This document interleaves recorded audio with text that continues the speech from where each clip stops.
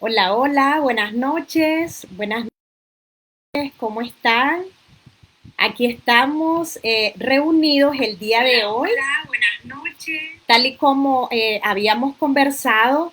Entonces, hoy estamos acá como parte de los webinars que hemos venido preparando en el mes del autismo. Bienvenida Jennifer Espinosa. Estoy revisando por acá quienes se van conectando por si me ven que voy dirigiendo mi vista para acá. No se preocupen, aquí estamos pendientes de todo. Quiero agradecerles que hayan estado compartiendo con nosotros. Ayer tuvimos un live en el que nosotros estuvimos celebrando con ustedes el aniversario del diario de Teo. Nos sentimos súper alegres porque cumplimos un año. Después de mucho tiempo, doctora, de ir preparando esto, de decidirnos como familia de lanzarlo, finalmente ayer cumplimos un año y lo hemos lanzado, hemos andado hablando por todos lados de todo lo que hemos estado viviendo.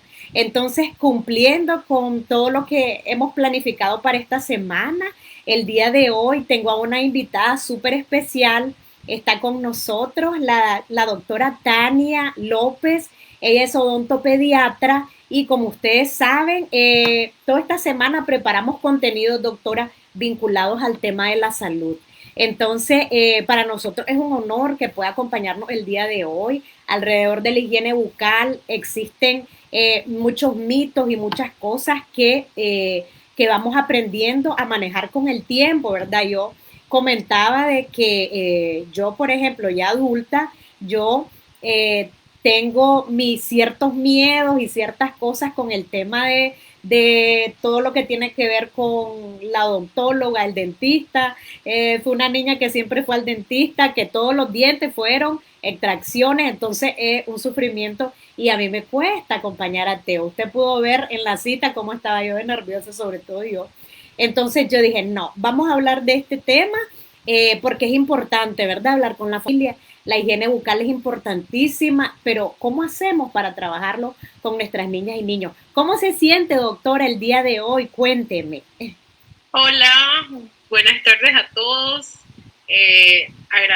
Muchísimas gracias por el espacio, porque ustedes se hayan lanzado como familia también a compartir, porque es sumamente importante que las familias compartan sus experiencias, compartan cómo van cada día celebrando, ganando nuevos pasos, subiendo nuevos escalones con sus niños.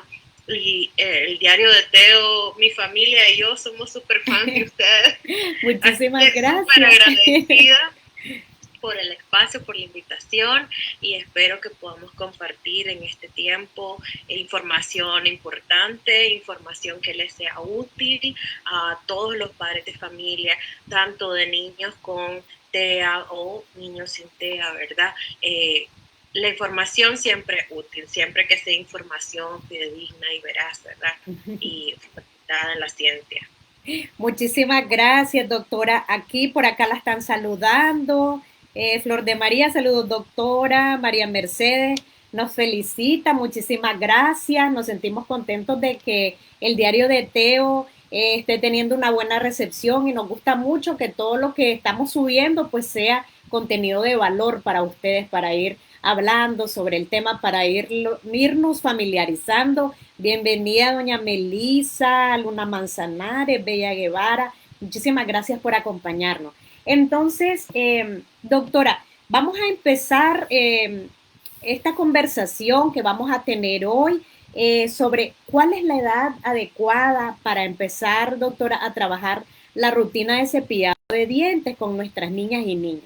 ¿Cuál es ese momento? ¿En qué momento tenemos que empezar a cuidarnos? Ok, si nos fundamentamos en lo que la ciencia nos ha enseñado y en lo que la literatura científica nos dice, el proceso de los niños debe de tomarse en cuenta desde el embarazo. Entonces, los odontopediatras llamamos el ciclo de oro o el ciclo de vida de oro, que son los 2 primeros años de vida. donde sabemos que el TEA no siempre va a ser detectable y que los niños a partir de los 3 añitos en adelante es donde a veces empiezan a ser diagnosticados con más facilidad o empiezan a notarse algunas cositas que ellos, algunas características que ellos empiezan a desarrollar. Entonces es fundamental que las mamás embarazadas vayan al odontólogo y tengan ese cuidado prenatal, porque aquel mito famoso de que con cada hijo se pierde una muela, se pierde un diente, no es una realidad. Sí hay una serie de modificaciones hormonales en las mujeres embarazadas que pueden tener repercusiones bucales o no, eso va a depender mucho del cuidado. Ahora, una vez que el niño ya ha nacido, el cepillado se debe incorporar como un hábito a nuestra vida a partir del primer diente en boca. Entonces, si a nuestro chiquito el primer diente nació a los 6 meses, entonces a los 6 meses tendremos que empezar. Si tiene al año, porque no todas las personas somos iguales, no todas las personas vamos al mismo ritmo de crecimiento. Entonces, va a depender de en qué momento surja esa necesidad y es ahí cuando empezamos a incorporar como un hábito saludable la frecuencia de higiene. Ahora bien, hay muchos papás que hacen como todo la limpieza de una sola vez, como que están limpiando la casa. Entonces, baño, no sé qué, oído, boca, y esto, después del baño, es toda la sesión de limpieza. Y eso está genial, porque nuestros niños TEA, ¿verdad? Ustedes mejor que ellos saben, las rutinas son fundamentales para ellos.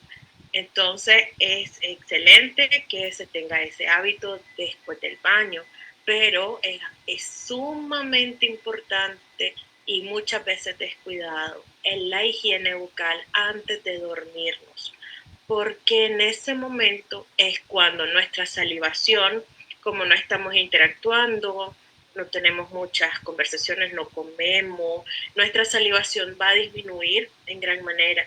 Y al tener poca saliva en boca, es el momento, yo siempre le digo a los niños, es el momento en que los bichitos que están ahí se aprovechan y empiezan a comerse los dientitos más.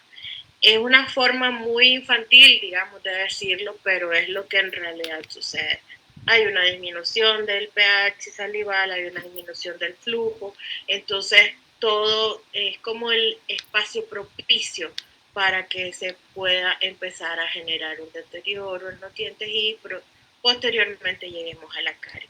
Entonces, retomando la pregunta, ¿cuándo debemos iniciar? En cuanto nazca el primer diente en boca. Y no podemos dejar de un lado hacer la higiene antes de dormir, o ya sea una siesta por la tarde, hay niños que hacen siestas por la tarde, o bien en la noche, que es el ciclo más largo de sueño que tenemos usualmente. Muchísimas gracias, doctora. Qué interesante esto que usted menciona, desde que es a partir del primer diente.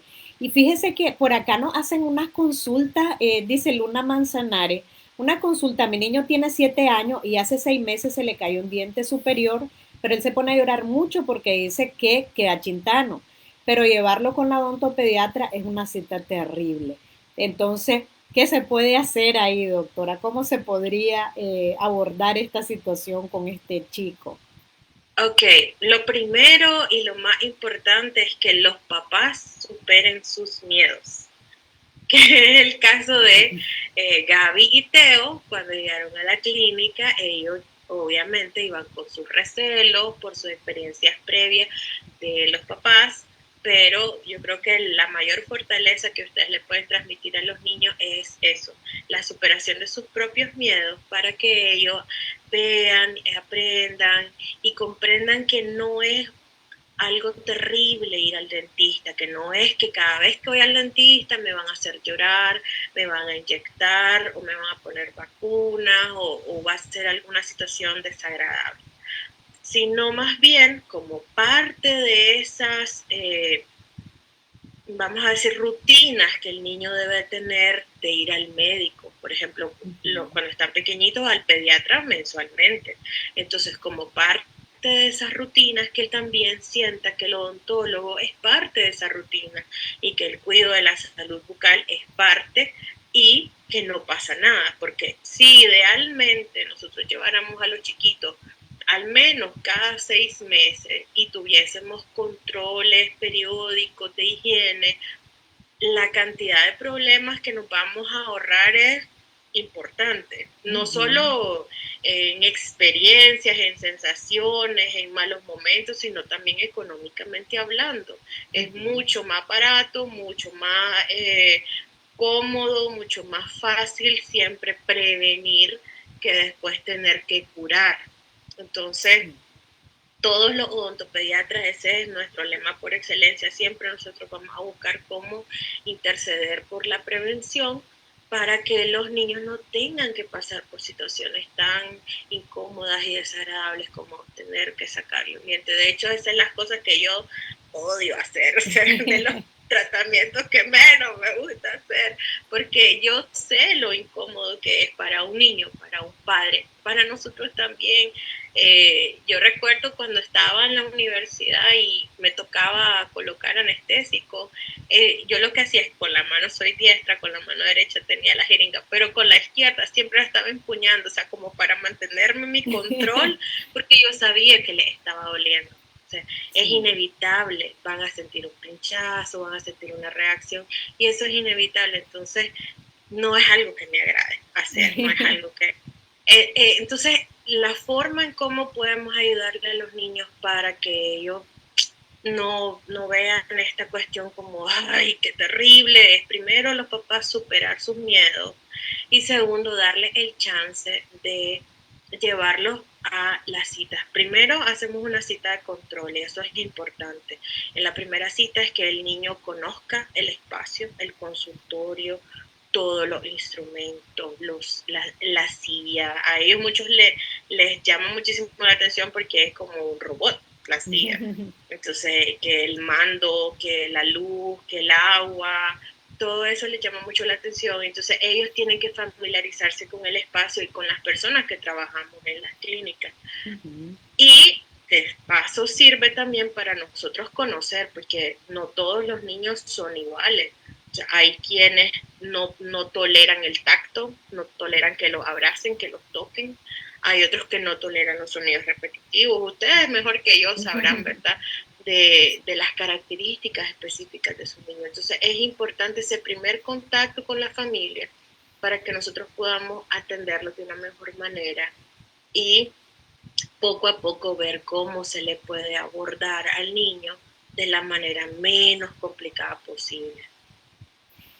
Muchísimas gracias, doctora. Sí, y también un poco como agregando a la consulta que hacía la mamá, recordemos que, por ejemplo, y algo que a nosotros también nos ha funcionado es todo el tema, por ejemplo, de la anticipación previa a llevarlo a la cita, como usted decía, para que ellos vayan, no vayan teniendo temor e irle como explicando todos los días. Acordate que el sábado vamos a cita, empezar desde el lunes. Acordate que vamos a cita el sábado, el martes. Recordá que vamos a ir porque la higiene y que tus dientes y empezar a explicarle.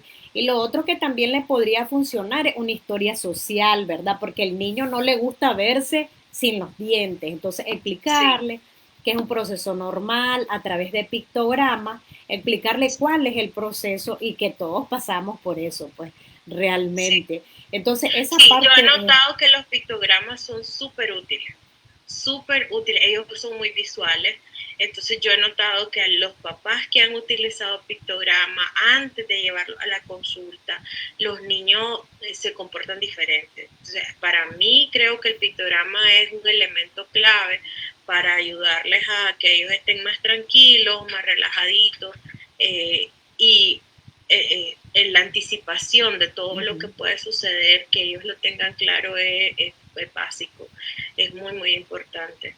Y ese contacto previo de hablar con el odontólogo, de hablar con la clínica y decir, mi hijo no tolera los sonidos, porque hay clínicas que les gusta tener música, por ejemplo. Entonces, para uno adecuar el ambiente, o mi hijo no tolera, no sé, la luz muy intensa, para buscar cómo adecuar los espacios según las necesidades. Entonces, eso es es muy importante. Excelente. Doctor, aquí también, por ejemplo, una mamá, creo que también siempre Luna me comenta que su niño tiene TEA, tiene TDA y epilepsia. Lo ha llevado, pero tolera estar en el espacio 5 minutos. Entonces, pues, bueno, ahí vendría súper bien, ¿verdad? El tema del cómo a través de la historia social anticiparle, explicarle qué es lo que va a pasar en ese entorno, a quién va a conocer ahí y un poco también como empoderarlo, ¿verdad? Decirle, mira, puedes preguntar para qué sirve, que él lleve sus pictogramas y que él pregunte esto para qué sirve, que lo vea, que se familiarice con el espacio. Y también lo otro que le podría funcionar a Luna es que pueda hacerlo como por recompensa, ¿ok? Si te va, yo no sé si me va a regañar la doctora, pero a lo mejor una recompensa puede ser después que salís de la cita te puedes comer un helado, ¿verdad? Entonces, ¿cuál va a ser tu recompensa? O usar, por ejemplo, los tokens para que el niño permita que la doctora vaya avanzando paso a paso. Ok, ahorita abrís la boquita, te ganas una estrellita. Hay tokens y les hemos compartido sobre los tokens en el diario de Teo. Hay tokens de 3, tokens de 8. Entonces, por cada estrellita, por cada carita feliz, el niño se la tiene que ir ganando. Y con la doctora pueden coordinarse para organizar todo ese proceso en 8 pasos. Y entonces por cada paso se gana una carita, una estrellita y finalmente la recompensa es el helado. Lo pueden llevar e incluso, ¿verdad? Ahí se puede tener en el consultorio para que el niño vea, pues, o sea, para que el niño vea, bueno, no me gusta, pero voy a tener una recompensa. Entonces ir trabajando un poco de esa manera para que no sea tan frustrante tan terrible pues ir al dentista. Yo ahora lo veo de otra manera, porque ya cuando sos mamá o papá tenés que agarrar fuerzas, ¿verdad? Ya no te puede dar miedo. Pero yo me vuelvo una niña cuando yo voy, o sea, yo revivo la experiencia tan mala que yo tuve en mi Sí. proceso. Pero Doctora, ¿sabe que sí, sí, también es adelante. importante? Que los papás no se bloqueen, porque, por ejemplo, hace unas semanas atrás tengo otro pacientito TEA, bueno, ya no es tan pacientito, tiene 17 años, y con un TEA muy severo, muy, muy, muy severo. Y efectivamente, o sea, él es de estar 3 a 5 minutos en el consultorio tranquilo. Después él ya entra en crisis y bueno. Entonces, ¿qué tuvimos que hacer con este pacientito? Dependiendo de las necesidades, ¿verdad? También tenemos otro tipo de opciones, que es la sedación. No es la primera indicación, por supuesto, cada caso es un caso y se tiene que analizar como debe ser, pero también tenemos esa opción. Gracias a Dios yo tengo un ángel en la tierra, que es la doctora Ana Cecilia Juan. Ella es mi anestesióloga pediatra con la que yo trabajo y trabajamos de maravilla, entonces se monitorea absolutamente todo, oxígeno, presión, todo, todo, todo, todo. Y se hace de manera ambulatoria, es decir, no tenemos que desplazarnos a un hospital para realizar los procedimientos que se requieran. Y pueden ser, no son sedación, no va a estar absolutamente dormido, se llaman sedaciones conscientes, porque por ejemplo, si vamos a trabajar, necesitamos trabajar durante 1 hora para hacer X cantidad de procedimientos. Al niño usualmente se le coloca intravenoso el medicamento y se empieza a monitorear todo, oxígeno, saturación, se controla toda la parte cardíaca. Obviamente, en el caso de Luna, si no me equivoco, como su niño tiene epilepsia, habría que tener una interconsulta con neurología. Por eso les digo, cada caso es un caso, pero también hay soluciones. Entonces, no lo dejen a un lado, porque los males solo tienden a empeorar. Entonces, si dejamos que, por decir algo, a los 7 años no tolera, no aguanta, solo 5 minutos y nos ponemos así como, no lo quiero ni intentar porque ya sé que me va a ir mal, lo que va a suceder a largo plazo es que las necesidades de tratamiento van a ser cada vez más radicales y son más tediosas, resultan ser más caras usualmente. Entonces, no dejen de intentarlo. no dejen de intentarlo y buscar, porque sí hay otro tipo de soluciones, otro tipo de opciones, que como les digo, no es la primera opción, pero existen esas Ujú. opciones. Muchísimas gracias, doctora, porque también vamos viendo, ¿verdad? El tema de esto que usted comenta, pues de estar abiertos también a todas las posibilidades. Eh, Como usted dice, hacerlo de la manera más común posible y que esas sean como las últimas opciones, pero para que sepan las familias que también existen y que hay apertura, ¿verdad? De crear las condiciones, como decía la doctora, para que el niño o la niña con autismo se sienta cómodo, agotar todas las posibilidades, usar reforzadores, una recompensa que sea muy buena. Por acá también, doctora, tenemos a otra doctora, la doctora Luisa Selva, que también creo que es odontopediatra, y dice, en los refuerzos los dulces no son una opción, por eso decía, me van a ahorcar la doctora, pero yo decía, Pero un ahora refuerzo, hay helado sin azúcar. como el de los mollos que me decía Teo. Ok, hubo un tiempo en el que el reforzador de Teo era helado. Entonces íbamos a la terapia del lenguaje y era, ok, vamos a trabajar, Teo, Damián, nos disponemos y te vas a comer un helado. Ok, Teo, te compro un mollo. No, no, no, no, no, un mollo o estaba el de otra marca que es súper dulce. No, no, no, ese no quiero, yo quiero el otro. Y entonces no siempre podés como buscar ahí cómo cubrirlo, ¿verdad? Doctor, Sí. aquí Mi también, pacientito este de 17 años era curioso porque su alentador para él dejarse trabajar, que a pesar que eran 5 minutos, era una hamburguesa. ¡ay, qué rico! Entonces, cada familia sabe sus dinámicas y sabe por dónde pueden llevar ¿Cuál a es ese su... reforzador potente que nos van a Exactamente. aceptar y nos van a decir que sí? Fíjense que aquí nos pregunta, bueno, quiero saludar a toda la gente que se está conectando. Saludos Jorge, doctora Luisa, muchas gracias. Ayer también nos estuvo acompañando en el live. Elisa, Roger, Maradiaga, Griscar, bueno, muchísimas gracias. Aquí nos hacen un comentario, Clau Laguna. Buenas noches, mi niño no tolera los ruidos de motos y taladros. Uno de los ruidos que nos encontramos en el consultorio es ese ruido. ¿Qué hacer y qué tan necesario es darlo? Mi niño tiene 8 años. Entonces no sé cómo se puede hacer, ¿verdad? Porque lo que usted tiene, los recursos, lo que usted usa, o sea, sí es cierto que hacen ruido. ¿Cómo se hace en ese caso, doctora? Ok, podemos utilizar dos opciones. Una opción, que es lo más común, es utilizar terapias que no requieran la pieza de mano. Para nosotros se llama pieza de mano de alta velocidad, que es lo que ustedes conocen como taladro. Como taladro, es ruidoso. Exacto. Y se utilizan instrumentos manuales. Demoramos un poquito más trabajando, pero se puede hacer. Esa es una opción. Y la otra opción es que, no sé si se han fijado, pero ahorita están muy de moda los audífonos que tienen cancelación de Uh sonido. -huh. Entonces podríamos utilizar, ya algunos papás me han llevado niños y ellos mismos traen los audífonos, se los ponen y el niño está tranquilo, no Uh pasa -huh. nada. Entonces Exactamente. hay que ir probando a ver en qué ellos se pueden ir adaptando. Ujú. Y digamos ahí también nosotros lo que podríamos recomendar es que, bueno, eso de los casquetes, como usted decía, son importantísimos explicarles, ¿ok? Porque al final cuando hay hipersensibilidad auditiva, explicarle a ellos, ok, mira amor, vas a usar los audífonos cuando un ruido te moleste, porque la verdad que a veces, por ejemplo, en entornos abiertos no siempre podemos, es posible, ¿verdad? Como controlar eso.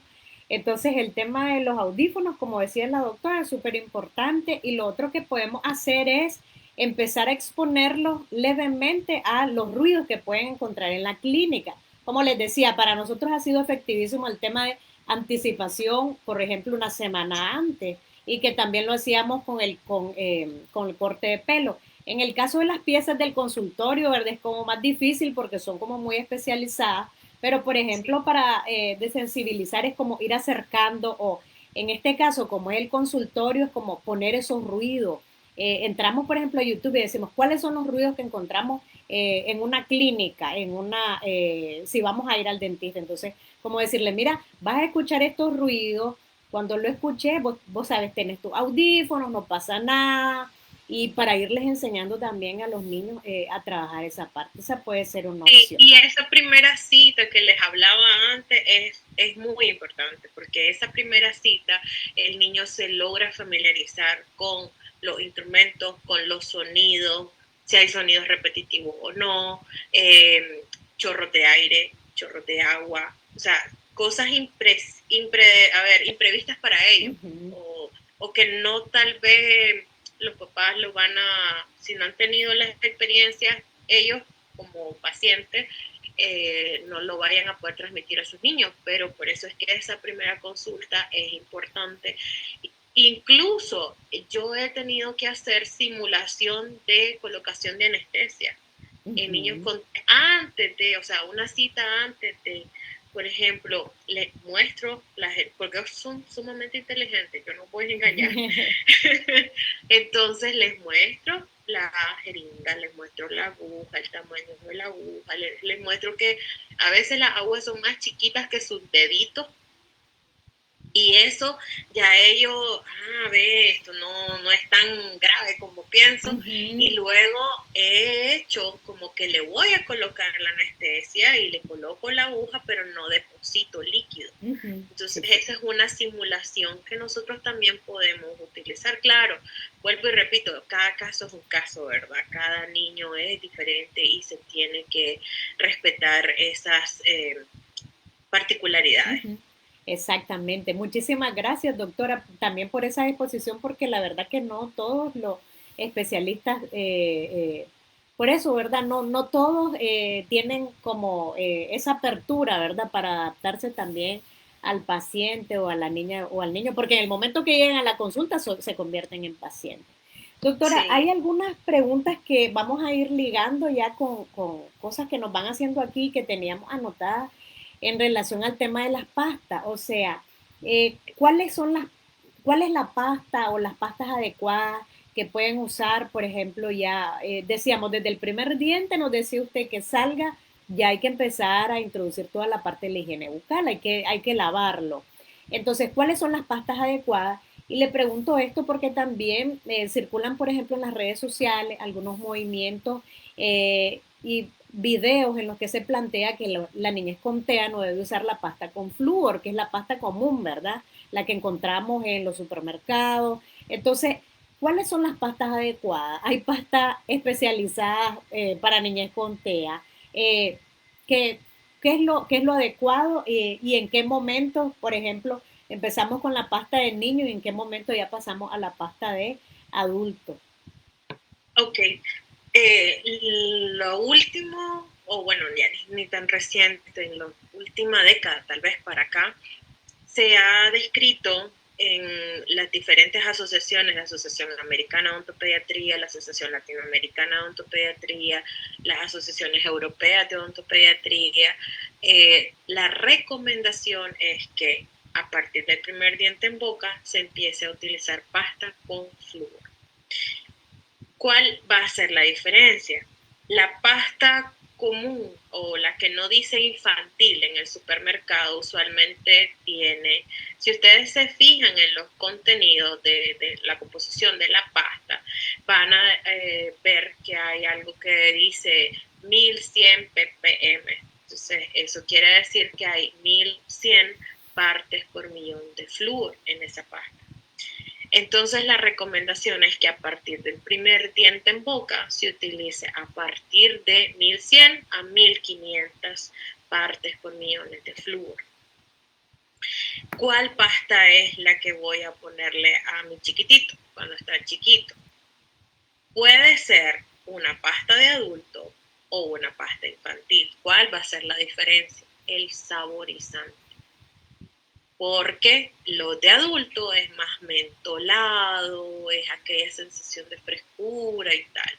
Y en los niños los saborizantes tienden a ser más a lo dulce. Entonces, si ustedes revisan la pasta, eh, no quería dar marca, pero la Oral-B, por ejemplo, el campo no pagado, ¿de acuerdo? La pasta oral B infantil, ustedes van a revisar la cantidad de partes por millón de flúor que tiene y creo que si no me equivoco están como en 1450 y la de adulto igual. Lo único que cambia es el saborizante. Entonces, ¿cuál es la recomendación? Que se empiece a utilizar pastas con flúor a partir del primer diente en boca, y lo que va a variar es la cantidad. Entonces, cuando solo tengo menos de 3 años, la cantidad de pasta que yo requiero es muy chiquita, como un grano de arroz. Porque si se fijan, los cepillos que vienen graduados según edades, lo que va cambiando es el tamaño del cepillo. No solo el mango, sino la cabeza también. Entonces, si se fijan, un cepillito para un niño de 3 años es bien pequeñito. Un cepillo para adulto ya es más larguito. Entonces la cantidad de pasta que se requiere va variando. Entonces antes de los 3 años como un granito de arroz. Luego pasa a ser como el tamaño de un frijolito. Entonces si ustedes comparan un grano de frijol versus un grano de arroz, el grano de arroz va a ser más chiquito. Y después del grano de frijol pasamos a una cantidad mayor porque el cepillo nos lo pide, ¿verdad? El tamaño de la cabeza del cepillo. Sí.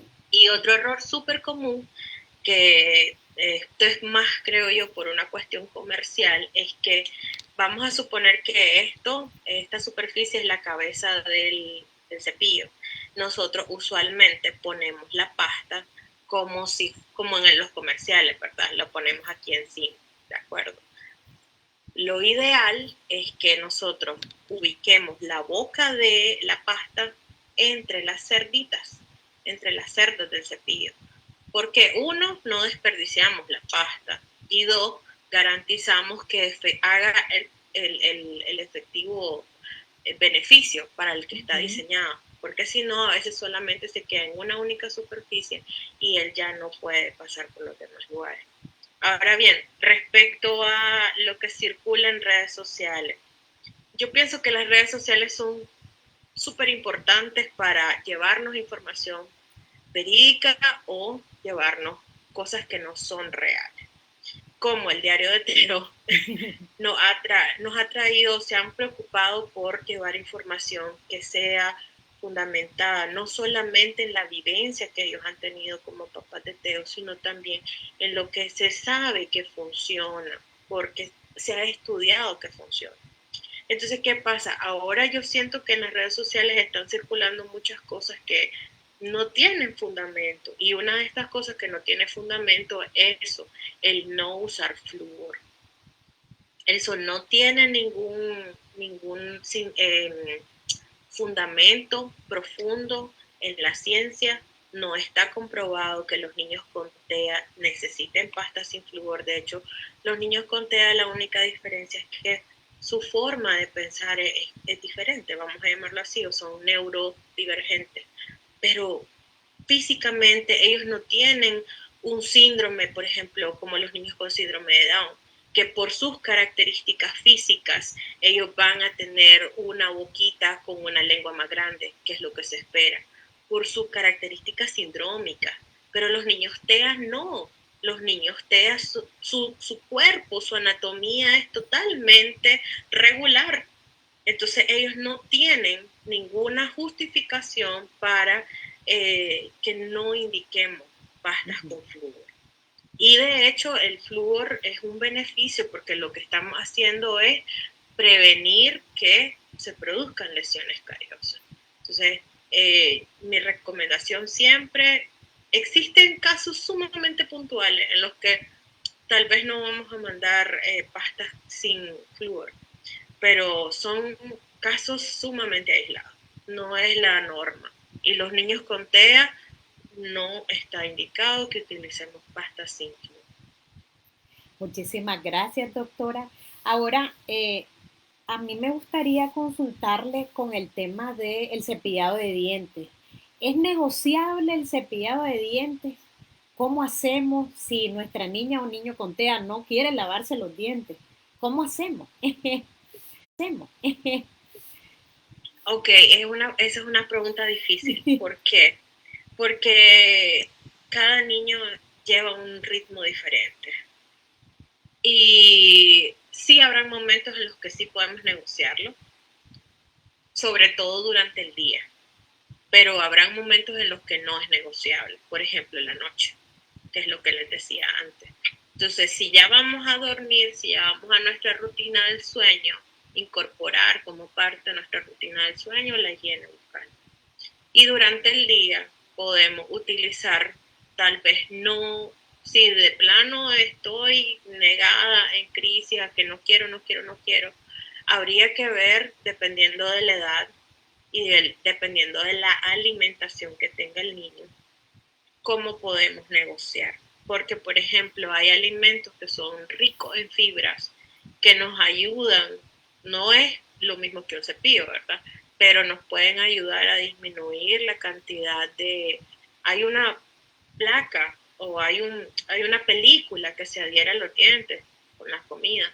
Entonces hay por ejemplo, los bastones de zanahoria, los bastones de apio, la manzana, son alimentos muy fibrosos que nos van a permitir barrer alguna zona. Entonces, como les decía, de día podríamos intentar negociar sustituyendo un poco con esos alimentos.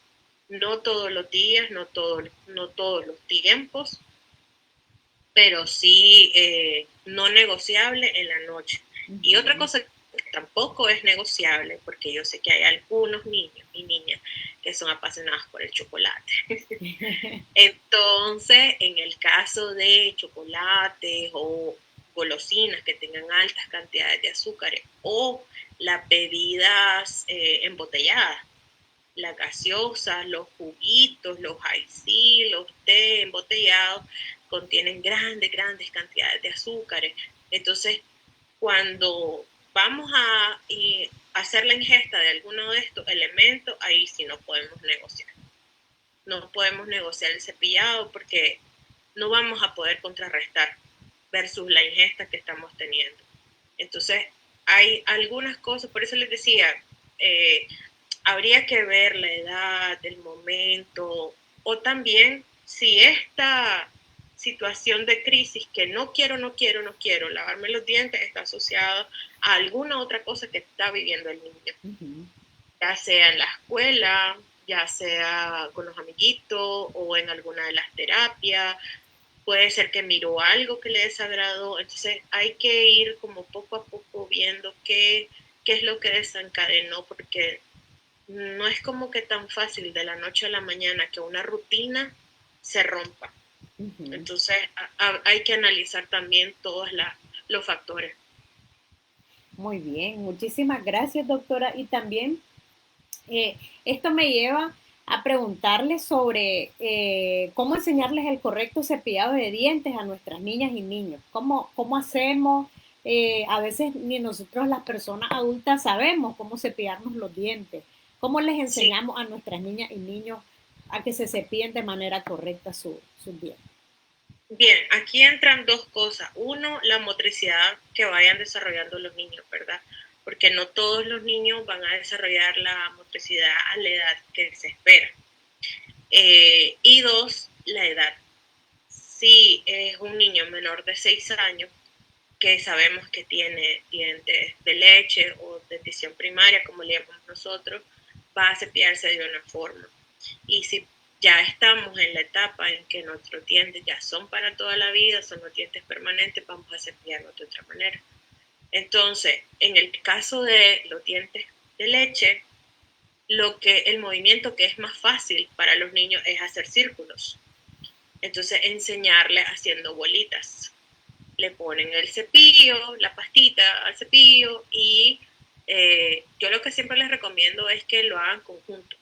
Primero papá y después su niño, o viceversa, primero el niño y después papá. Porque a veces a ellos les gusta agarrar el cepillo, morderlo y ahí estar Comerse la interactuando. pasta. Sí, a veces la pasta les gusta comérsela. Entonces, hacer esos movimientos circulares, movimiento circular y repetitivo, ¿verdad? Movimiento circular repetitivo por todos lados. Sin olvidarnos que la parte interna de los dientes, lo que no se ve, también hay que lavarla. Entonces, esa parte, además de la zona donde masticamos, ¿verdad? Entonces, esa parte interna hay que lavarla, que a veces es lo más incómodo, porque hay como que enrollar un poquito la manito para limpiar esa zona, pero no podemos dejarla de lado. Y en el caso de los dientes que ya son para toda la vida, que son los dientes permanentes, es el famoso cepillado de arriba hacia abajo, en el caso de los dientes de arriba, y en el caso de abajo es de abajo hacia arriba. Entonces yo siempre les digo a los niños y niñas que piensen que es como cuando la escoba limpia el piso, porque es como el movimiento como de una escobita, entonces vamos limpiando los de arriba para abajo y los de abajo para arriba.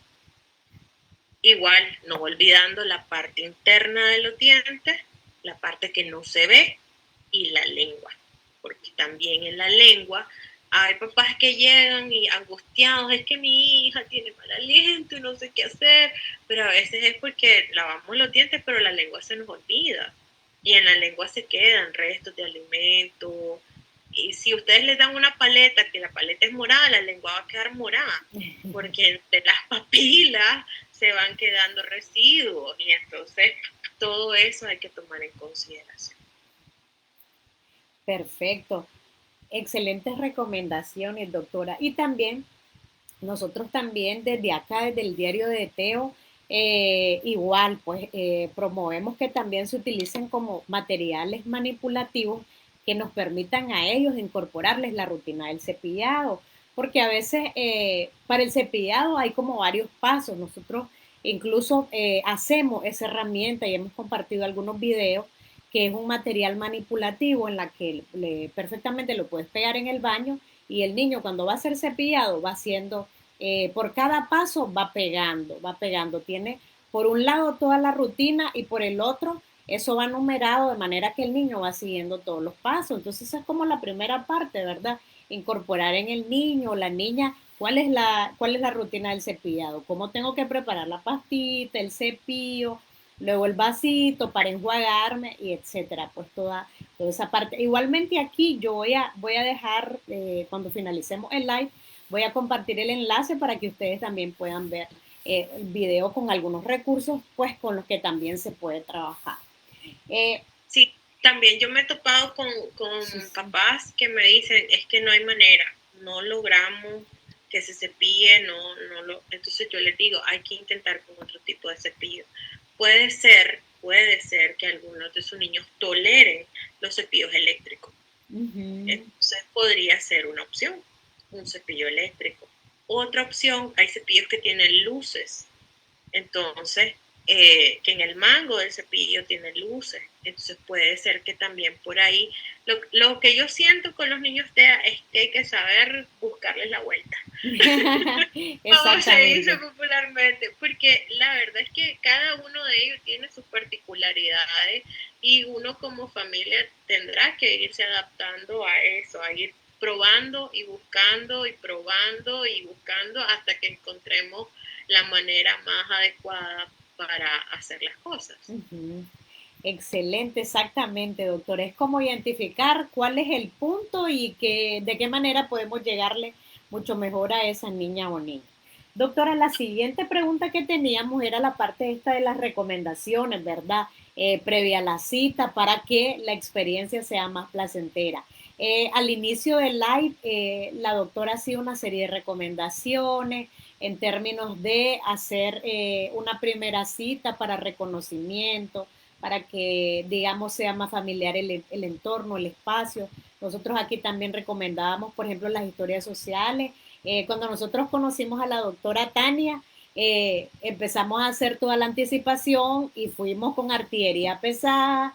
Teo llevaba una historia social y le explicamos. Fue una experiencia súper bonita. De tal modo que Teo algunos sábados nos dice, yo quiero ir donde la dentista. Entonces, ¿verdad? Y él venía pues de una experiencia no tan buena porque sí le había tocado extracción de dientes, pero la mayoría pues él se los ha sacado en la casa, pues gracias a Dios no le tocó mi suerte. Entonces, ¿a usted, doctora, le gustaría agregar otras recomendaciones previa a la cita y durante la cita? Sí, lo primero es que, bueno, no, yo espero, ¿verdad? Que los papás que están acá en el diario de Teo o las familias que les acompañan no tengan el temor o la pena de explicar que su niño tiene TEA, que tiene autismo, porque ya me ha sucedido que hacen la cita y vamos a la cita y no me dicen. Y hasta que yo estoy haciendo las preguntas de control, me doy cuenta que algo está diferente. Entonces ya luego las mamás se sueltan y me dicen, no, es que él fue diagnosticado hace 3 años con un autismo leve, pero es que yo no lo veo que le pase nada, o yo lo veo que funciona bien. Entonces, eso para nosotros, como profesionales de la salud, ya sea que vayan donde un odontopediatra o donde un odontólogo general, tienen que anticiparlo, tienen que decirles para que ellos se puedan preparar y que ellos les puedan o les podamos hacer las preguntas correspondientes, porque por ejemplo yo lo primero que les pregunto es, ¿tolera que lo toquen? ¿Tolera los sonidos? ¿Tolera sonidos repetitivos? Porque yo necesito saber, antes de yo llevarlo a la consulta, de yo sentarlo en el sillón, yo necesito tener esa información para no hacer una cita traumática, para no hacerlo un momento desagradable. Entonces, la primera recomendación o un pedido, por favor, es anticípenos a nosotros también qué necesidades o qué condiciones son las que su hijo o hija tiene, porque dependiendo incluso de las edades, son de una manera o de otra. Eso por un lado. Por otro lado, bueno, la consulta que les decíamos, la primera consulta es importantísima. Lo otro es hacer controles, citas de control. Yo sé que no tenemos el hábito, yo sé que tal vez es parte de nuestra idiosincrasia como países de Latinoamérica, que no tenemos ese hábito de que cada 6 meses las citas de control, pero es por eso que luchamos, es por eso que los odontopediatras siempre vamos a llevar esa bandera de prevenir, prevenir y prevenir, porque si ustedes hacen esas citas cada 6 meses para controlar, para ver que todo ande bien, ya sabemos que vamos a seguir durante los próximos 6 meses y todo va a estar tranquilo porque vamos por un buen camino. Pero si no logramos mantener esa rutina y que los niños entiendan que no pasa nada, que es mejor que le haga un cepillado yo en la clínica a que luego yo le tenga que sacar una muela, esas situaciones las podemos minimizar de las maneras más sencillas. Entonces, eso es parte del hábito, así como llevarlo al neurólogo, así como llevarlo al psicólogo, incluir en esas rutinas y apartar un tiempito para esa sesión de control cada 6 meses. Podría ser cada 6 meses. Hay niños que requieren cada 3 meses, pero eso ya va a depender de las necesidades bucales que tenga cada niño.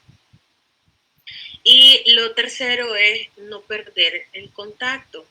Hay familias que se sienten cómodas con un dentista, que porque su mamá, su abuelita, porque todos han ido donde ese dentista, pero no necesariamente ese dentista se va a sentir cómodo, y esto es algo que es un reclamo hacia el gremio, vamos a llamarlo así, porque no todos los dentistas se van a, me hablo de cirujanos dentistas en general, ¿de acuerdo? No todos se van a sentir cómodos con trabajar con niños con TEA o con trabajar con personas con discapacidades en general. Entonces, hay que saber seleccionar con quién voy a trabajar, con quién voy a llevar mi niño. La mayoría, si no todos, la mayoría de los pocos odontopediatras que vemos en el país, atendemos con mucho gusto y placer a niños con discapacidad en general, ¿verdad? O bien niños con neurodivergencia.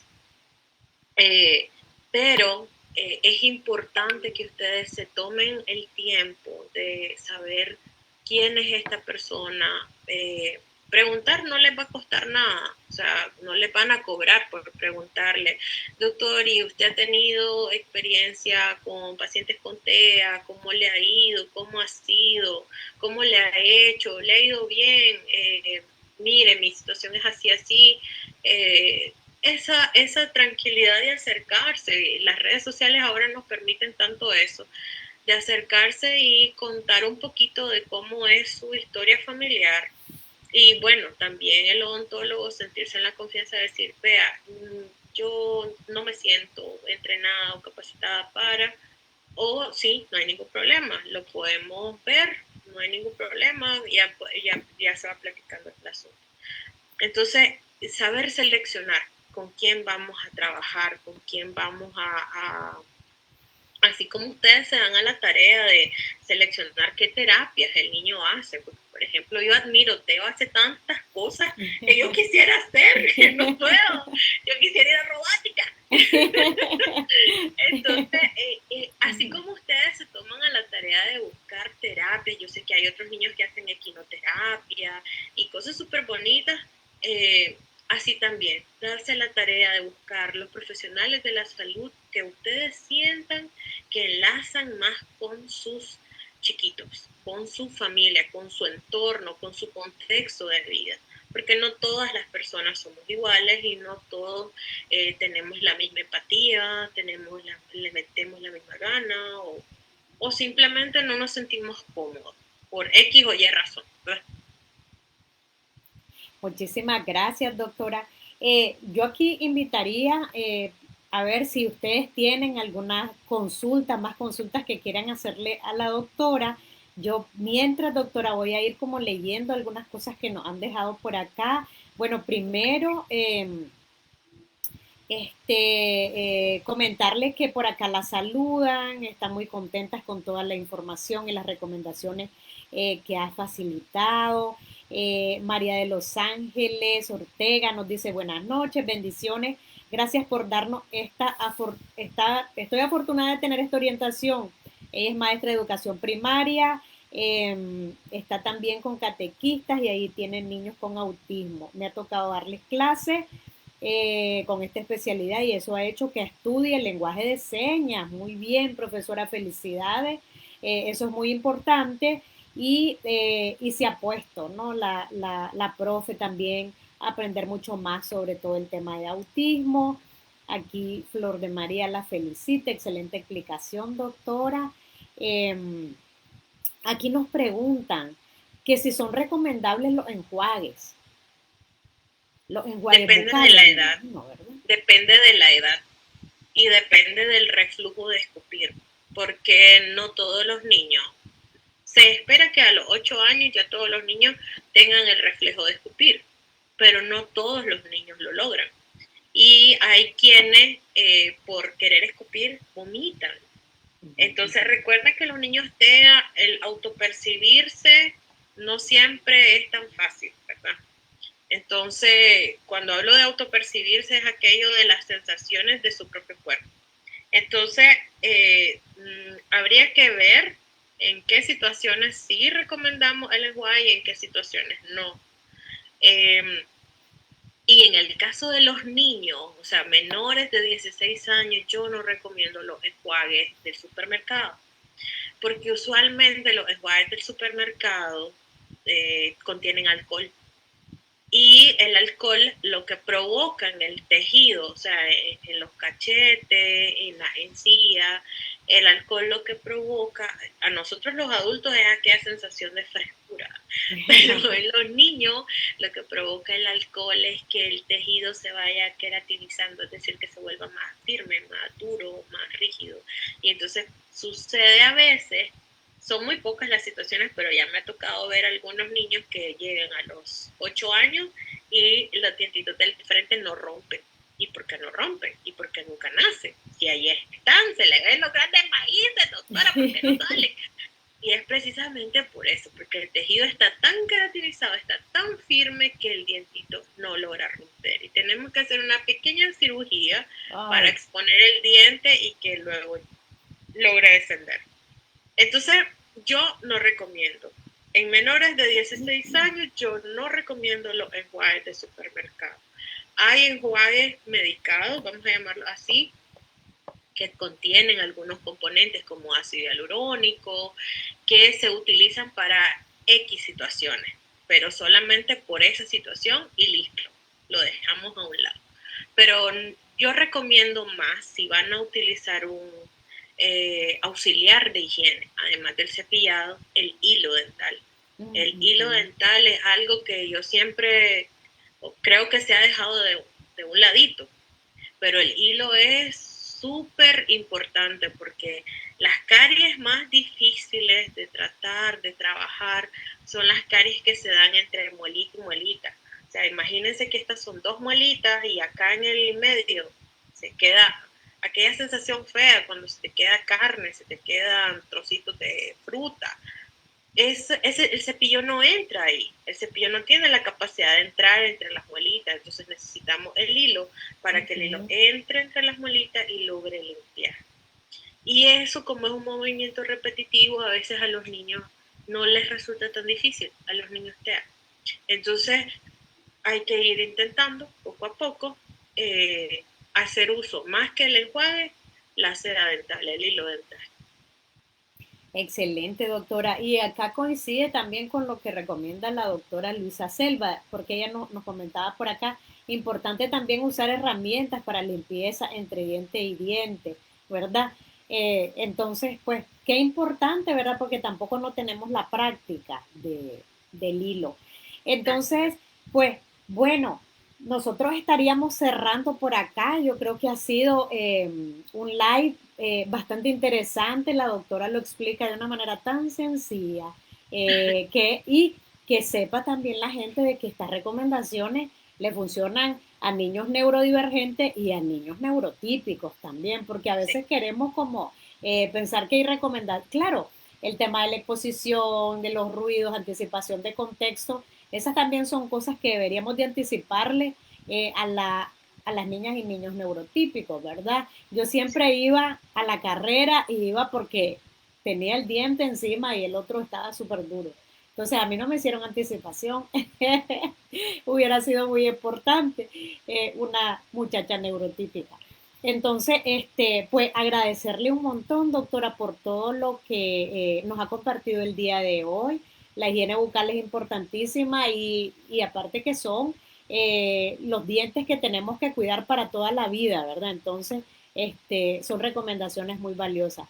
Yo le agradezco un montón y bueno, y creo que en nombre de las familias que también estamos por acá, agradecerle la apertura, agradecerle las ganas y toda la forma en la que le pone empeño, ¿verdad?, para crear las condiciones para que nuestras niñas y niños pues se sientan bien. Entonces le agradezco muchísimo. Por acá nos comentan, gracias por compartir estos temas para la formación de los docentes. Es muy importante porque podemos orientar a madres y padres. Entonces, muchísimas gracias, doctora, por todo su tiempo y todo lo que nos ha compartido el día de hoy. Yo voy a estar compartiendo entonces aquí también en los mensajes de live, voy a hacer unas publicaciones en muro de esa historia social que nosotros usamos con Teo. ¿Te acuerdas? Donde aparecen todos los instrumentos de la clínica y Teo empezó a preguntarle, ¿y este cuál es? ¿Y este otro cuál es? Entonces, es distinto, ¿verdad? Porque ya no es un espacio desconocido. Y también vamos a compartirle el video sobre la herramienta para enseñar la rutina de cepillado de dientes. Así que muchísimas gracias, doctora. No sé si quisiera dar un último consejo, quisiera dar unas palabras antes de que vayamos cerrando. Yo más que agradecida con ustedes por el espacio, por la familiaridad y la confianza de escuchar, de buscar personas que trabajamos no solamente con niños con TEA, sino también que trabajamos fundamentados en la ciencia, que eso para mí es importantísimo. Y bueno, estamos abiertos siempre. Si en algún otro momento ustedes requieren que hagamos otra plática o tal vez solo con profesores, yo súper dispuesta. A mí, yo creo que poco a poco nos tenemos que ir quitando los miedos y también ir aprendiendo, porque yo con los libros y los artículos y las publicaciones no aprendo, yo también aprendo muchísimo de las familias, de las experiencias familiares, de lo que le resulta a Teo, de lo que le resulta a mis otros pacientes. Entonces, para mí es sumamente enriquecedor estos espacios y pues nada, quedo súper abierta a en cualquier momento cuando tengamos otra necesidad, cuenten conmigo. Muchísimas gracias, doctora. Entonces ya saben, queda abierta la posibilidad de que la doctora pueda seguir compartiendo con nosotros más adelante. Pueden escribir más preguntas y comentarios también en este live y podemos ir pensando en tener un siguiente, porque todo este tema de la higiene bucal es bien complejo y también pues nos va desafiando, pues porque muchas veces ya incluso adultos no tenemos rutinas y por ejemplo, lo que decía la doctora, o sea, el cepillado antes de acostarse es básico, ¿verdad? Entonces, no sé si todos y todas estábamos conscientes de eso que la doctora nos comentaba. Muchísimas gracias, doctora, por haber estado el día de hoy con nosotros y gracias también por visibilizar todo este tema del autismo. La saluda Marian Contreras, Flor de María, Elena Mendoza, le mandan saludos y agradecen todos los conocimientos que nos compartió el día de hoy. Así que bueno, nos seguimos viendo. Vamos a compartirles más material. Hoy estuvimos en el canal 10, estuvimos compartiendo sobre la iniciativa del diario de Teo. Vamos a compartirles también unas notas de prensa que compartieron en algunos sitios web.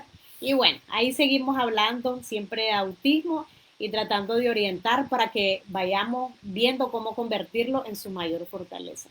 Muchísimas gracias, doctora, y buenas noches para todas y todos. Gracias, adiós, hasta la próxima. Adiós, hasta la próxima.